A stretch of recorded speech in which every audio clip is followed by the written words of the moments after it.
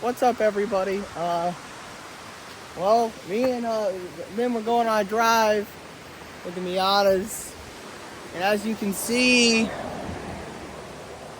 I don't really know what the fuck happened. I was driving, we started kind of boogieing a little bit, and then I heard a lot of chattering and whacking of things of shit that shouldn't be whacking of things of shit.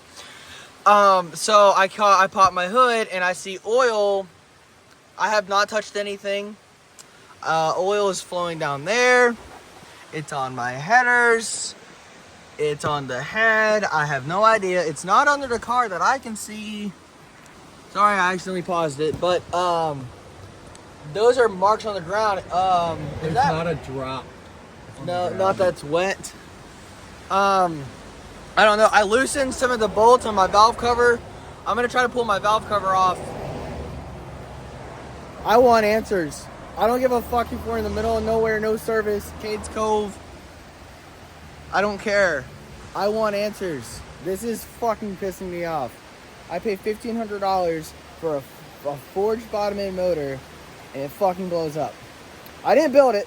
Maybe that's the problem. But the other one blew up, and I built it. So I don't fucking know. I don't know. I'm just gonna put my phone on my tripod that I'm holding. I'm gonna set it up and video me taking this shit apart on the side of the mountain. Just fuck this. I don't know. Alright, I've kind of pulled this off. I can't get one of the covers off, but everything looks fine under the head. Like, clean, nice, everything. So I think it's bottom in, which sucks. Yeah, I don't know. I'll give y'all an update when I know what the fuck the update's gonna be. Alright guys, tow truck is finally here. What a nightmare. It's dark, I'm sorry. There we go, way better. Sorry guys. Yeah, let's get it loaded up.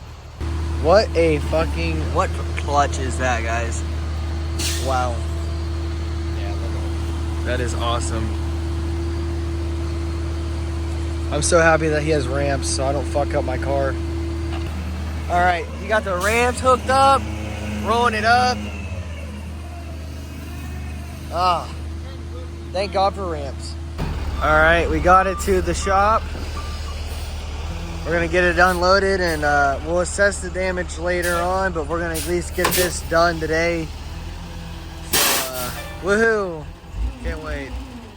Alright, it's been a couple days since we got this car dropped off from the tow truck, and I've been thinking about like what could have possibly went wrong, like what caused this car to start rod knocking, right? And it brings me back to the only time I could think of it possibly maybe causing this was a couple weeks ago. I was sitting in a drive-thru and I heard the car ticking a little bit, and that's kind of weird for BP4Ws to tick because I'm pretty sure to my knowledge they do not have hydraulic lifters. Don't quote me on that. But I checked the oil and it was low, so I put a quart in it and it was still low, and I put another quart in it and then it was full. So I was like, all right, that's not good. You know, it's half low on oil because these cars only take 4 quarts. So that kind of raised some red flags. But the car wasn't burning any that I could smell or see, and it wasn't dripping any on my driveway. So that kind of made me think, well, there's probably residue somewhere, and there was. There was residue from my oil. Actually, I might be able to show y'all. You see where that, yeah, right here, that foil is? So that line goes through my firewall right there, as you can see, into my oil pressure gauge. So that was leaking a little bit. And then there's also a line that goes to the circle, like little oil cooler thing that my oil filter screws onto.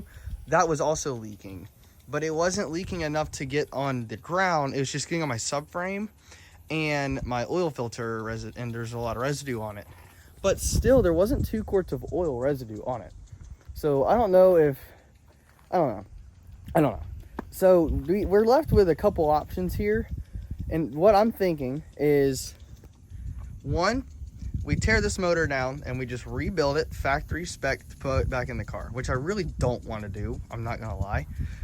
The option I'm leaning towards is buying a low mileage motor for this car, put it in, so we can still drive the car, have content with the car, all of that, right?